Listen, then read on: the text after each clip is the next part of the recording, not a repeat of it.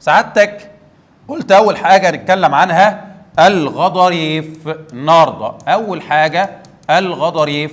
الغضاريف في أول كلمة على طول يا شباب بيقول هو نوع من الأنسجة الضامة، نوع من الأنسجة الضامة تتكون، أدي الضامة، تتكون من خلايا غضروفية. صلوا على النبي يا شباب كده وبصوا معايا. انا عندي دلوقتي خليه مع خليه مع خليه مع خليه وهكذا، ده بيدينا حاجه اسمها نسيج. الخليه ديت هنسميها يا جماعه ايه؟ هنسميها خليه غضروفيه. يبقى خليه غضروفيه مع خليه غضروفيه مع خليه غضروفيه بتدينا نسيج ضام. النسيج الضام ده هنقول عليه يا جماعه ايه؟ غضروف. طبعا في عندنا يا جماعه ما بين الخلايا ديت في مادة خلالية، أي مادة موجودة ما بين الخلايا، مادة خلالية. كمان يا شباب عندنا حاجة اسمها ألياف الكولاجين موجودة في الغضاريف، ألياف الكولاجين. ده يا جماعة كده مع بعضيها نسميها غضروف، نسميها يا جماعة ايه؟ غضروف. يبقى الغضروف ده أو الغضاريف نوع من الأنسجة الضامة، نوع من الأنسجة الضامة بيتكون من خلايا غضروفية. هذه الخلايا يوجد بينها مادة خلالية وبها ألياف من مادة تسمى مادة الايه؟ الكولاجين. أين توجد الغضاريف يا شباب؟ الغضاريف موجودة معانا ما بين فقرات العمود الفقري. يعني أنا سعادتك دلوقتي لما أقول لك أدي فقرة، ندي مثال كده، دي فقرة ودي فقرة من فقرات العمود الفقري، هتقول لي يبقى اللي موجود بيناتهم ده يا جماعة قرص غضروفي، يبقى ده غضروف. لما تاخد الغضروف ده وتفحصه تحت الميكروسكوب هيطلع معاك بالشكل ده. يبقى إذن أول حاجة موجودة بين فقرات العمود الفقري. طيب موجودة فين تاني يا مستر؟ موجودة عند نهاية العظام أو عند أطراف العظام، خاصة عند المفاصل. سعادتك أكيد الأسبوع ده أكيد كلت فراخ، وأنت بتاكل فراخ سعادتك مسكت كده الدبوس بتاع الفرخة وسعادتك كلت اللحمة اللي حوالين الدبوس. كلام جميل جدا. بعد ما بتاكل اللحمة بتبدأ تقرقش حاجة بسيطة من فوق كده وحاجة بسيطة من تحت. اللي انت اللي قرقشتها ديت يا جماعة اسمها ايه؟ اسمها غضروف. يبقى تاني الغضاريف موجودة عند أطراف العظام أو عند نهاية العظام، خاصة عند المفاصل، لأنه طبعا في مفصل في العظمة مع العظمة من فوق وفي مفصل من تحت. زي مثال لنا يا جماعة عندنا عظمة العضد. عظمة العضد يا شباب بتعمل ايه؟ بتعمل من فوق مفصل اسمه مفصل مين؟ الكتف. طبعا عظمة العضد عندها غضروف من هنا، طبقة غضروفية رقيقة، وعندنا من هنا برضو طبقة غضروفية رقيقة، فمن تحت بتعمل مفصل اسمه مفصل مين؟ الكوع. ده عظمة مين؟ عظمة العضد. تمام؟ يبقى القراقيش البيضاء اللي انت بتاكلها دي دايما دي يا جماعة عبارة عن مين؟ عن غضاريف. رقم 3 يا جماعة تشكل بعض أجزاء الجسم. يعني سعادتك مثلا الأنف بتاعتك دي كده سعادتك دي مكونة من غضاريف، الجزء الأمامي منها. طبعا الغضاريف يا جماعة من خصائصها ان هي ممكن تتمدد، زي ما كنا بنتكلم على الغضاريف اللي هي موجودة في الضلوع، فبتلاقي مع مرور الزمن يا جماعة الايه؟ الأنف بتاعك طول ما انت بتلعب في الأنف كده بيحصل له ايه؟ بيكبر. فبلاش تلعب في الايه؟ في الأنف بتاعتك، لأنه بلاش يكبر أكتر من كده. تمام؟ أيضا يا جماعة الغضاريف موجودة هنا، موجودة في الأذن. ليه يا مستر موجودة في الأذن؟ قال لك والله هنا بتعمل تجميع للموجات الصوتية. طيب يا مستر موجودة فين تاني؟ موجودة في الشعب الهوائية للرئتين. الشعب الهوائية للرئتين عبارة عن غضاريف، وخدت قبل كده ان الجزء السفلي من عظمة القص جزء غضروفي، وخدت قبل كده ان الضلوع فيها غضاريف. اذا الغضاريف موجودة في اجزاء كتيرة من الجسم، تشكل بعض اجزاء مين؟ اجزاء الجسم. ولذلك هسألك سؤال وفكر فيه لمدة ثانية. ما مدى صحة العبارة الآتية؟ توجد الغضاريف بين فقرات العمود الفقري فقط. اول ما اشوف كلمه فقط ديت قول لي العباره غير صحيحه، لانه يا مستر الفقرات موجوده ما بين الفقرات وموجوده عند نهايه العظام وتشكل بعض اجزاء الايه؟ الجسم. ده موجوده في اماكن ايه؟ في اماكن كتيره. طب يا مستر دلوقتي الغضاريف اللي موجوده ما بين العظم بتعمل ايه؟ اقول لك الاول ثبت معايا، الغضاريف اللي موجوده في الاذن بتعمل ايه؟ بتعمل تجميع للموجات الصوتيه، عشان هتلاقي بعض الاسئله بتقول لك كده.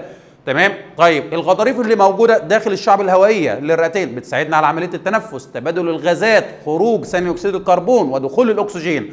طب يا مستر الغضاريف اللي موجوده ما بين الفقرات، اقول لك الغضاريف اللي موجوده ما بين الفقرات يا شباب بتمنع تاني الغضاريف الموجوده بين العظام وظيفتها ايه بقى؟ تمام. ودي الوظيفه العامه والمشهوره، تمنع تآكل العظام، تمنع تآكل العظام نتيجه احتكاكها المستمر. سعادتك طول اليوم بتتحرك، ادي عظمه ادي عظمه وادي عظمه، في بيناتهم زي فقره مثلا وفقره، في بيناتهم غضروف. سعادتك طول اليوم هي بتعمل ايه؟ بتتحرك، لانه احنا عندنا فقرات بنسميها فقرات ايه؟ متمفصله، بتساعدنا على الحركه. طول ما انت بتتحرك يا شباب فالغضروف ده عامل حاجز ما بين العظمه اللي فوق والعظمه اللي تحت. حاجز ليه يا مستر؟ قال لك لانه لو احنا حركنا الغضروف ده من مكانه، لو حركنا الغضروف ده من مكانه هيؤدي الى انه العظمه دي اللي فوق هتحتك بالعظمه اللي تحت وهيبدا يحصل تآكل وهيبدا يحصل عندنا الالم. ولذلك يا جماعه نسمع عن واحد يقول لك ايه؟ انا عندي الغضروف. قول له لا، ما احنا كلنا عندنا غضروف، بس في فرق كبير جدا يا شباب. دلوقتي في واحد الغضروف بتاعه عامل ازاي؟ بيشيل حاجه تقيله فحصل عنده حاجه اسمها انزلاق غضروفي. تاني يا مستر، تاني بالراحه كده، ادي فقره اهي، ودي فقره. انا برسم رسمه كده سريعا. الغضروف بتاع الراجل ده يا جماعه اتحرك من مكانه، حصل له عمليه مين؟ عمليه انزلاق غضروفي. بدأ يحصل عنده مشكلتين. المشكلة الأولى إنه الفقرة اللي فوق مع الفقرة اللي تحت يا جماعة هتبدأ تحتك مع بعضيها، فيحصل تآكل ويحصل ألم. وتلاقي الراجل دايما ماسك إيه؟ ماسك ظهره، ويقول لك أنا ظهري وجعني، في ألم شديد. تمام؟ المصيبة بقى مش في كده، المصيبة إن الغضروف اللي اتحرك من مكانه ده يا شباب بيبدأ يضغط على حاجة اسمها الحبل الشوكي. ما احنا قلنا يا جماعة في هنا حبل شوكي يمر من القناة العصبية، يبقى إذا الغضروف ده يبدأ يضغط على المين؟ هيضغط على الحبل الشوكي. طب الحبل الشوكي ده بيعمل إيه؟ بينقل سيال عصبي، يوديه فين؟ للأطراف السفلية. فتلاقي يا جماعة رجليه من تحت يقول لك أنا مش قادر أحرك رجلي، لأنه الغضروف اتحرك وضغط على مين؟ وضغط على الحبل الشوكي، فبيمنع مرور السيال العصبي إلى الأطراف السفلية، فالإنسان يبدأ يحس كأنه إيه؟ كأنه مشلول مع ألم شديد في رجليه يا جماعة.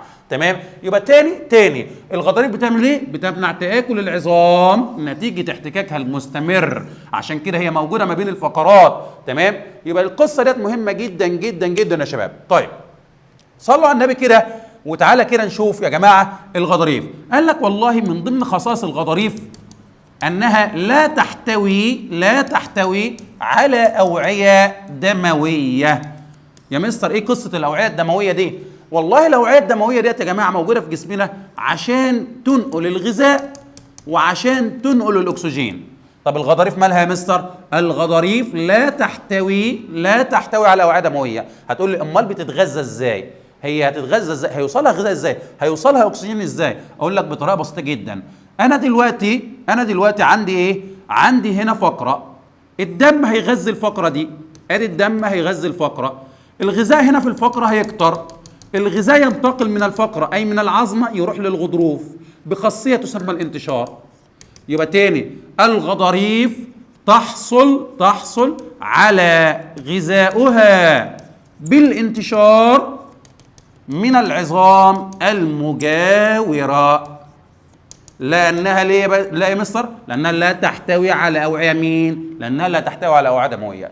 دايما تاني بتاخد غذاء من مين؟ بتاخد غذاء من العظام. تمام؟ ليه؟ لأنها لا تحتوي على أوعية مين؟ دموية. طيب بصيغة تاني أحيانا بيقول لي الغضاريف تظهر باللون الأبيض. ليه يا مستر؟ قال لك بتظهر باللون الأبيض. انا باكل دايما قلت لك بتاكل انت القرايش بيبقى لونها ابيض برضه، لانها لا تحتوي على اوعيه دمويه. لانه لو فيها اوعيه دمويه فالدم هيبدا يغير ايه؟ هيبدا يغير من اللون، او المنطقه اللي موجود فيها الغضاريف ديت هيبدا يتغير لونها بسبب مرور الاوعيه الدمويه التي تمتاز باللون الاحمر في الغالب، او اللون الاحمر الداكن. ايضا يا جماعه يقول لي الغضاريف معدل التئامها التئامها بطيء. ليه يا مستر الغضاريف معدل التئامها بطيء؟ لانه بيجي لها غذاء بشكل بطيء يا جماعه، بيجي لها غذاء بالانتشار من العظام. من الاخر يا جماعه هي هتتغذى على الفياضه بتاعت العظام، يعني العظام هياكل ويتغذى ويشبع، وبعد كده اللي يتبقى منه هيديه للغضاريف. هيديه للغضاريف بالايه؟ بالانتشار من وسط ذو تركيز عالي الى وسط ذو تركيز منخفض. فبالتالي حصولها على الغذاء بيكون قليل، فلو حصل فيها جرح او حصل فيها تمزق للغضاريف فبيكون معدل الالتئام بتاعها يا جماعه ايه؟ بطيء. فبرضه نفس القصه، معدل الالتئام بتاعها بطيء. ليه؟ لانها لا تحتوي على اوعيه مين؟ لانها لا تحتوي على اوعيه دمويه. ركز معايا على طول سريعا كده. الغضاريف نوع من الانسجه الضامه، كنا بنقول عليه نسيج ضام هيكلي. ركز وتذكر ان تمام كده تتكون من خلايا غضروفيه بيناتها ماده خلاليه معاها الياف كولاجين موجوده بين فقرات العمود الفقري، تغطي اسطح العظام خاصه عند المفاصل، تشكل بعض اجزاء الجسم، لا تحتوي على اوعيه دمويه، تحمي العظام من التاكل نتيجه احتكاكها المستمر، تحصل على غذاء بالانتشار. سريعا كده تذاكرهم وتلخصهم كده في كلمتين ورا بعض. تمام. نيجي بعد كده يا شباب للجزء اللي بعديه وهو المفاصل.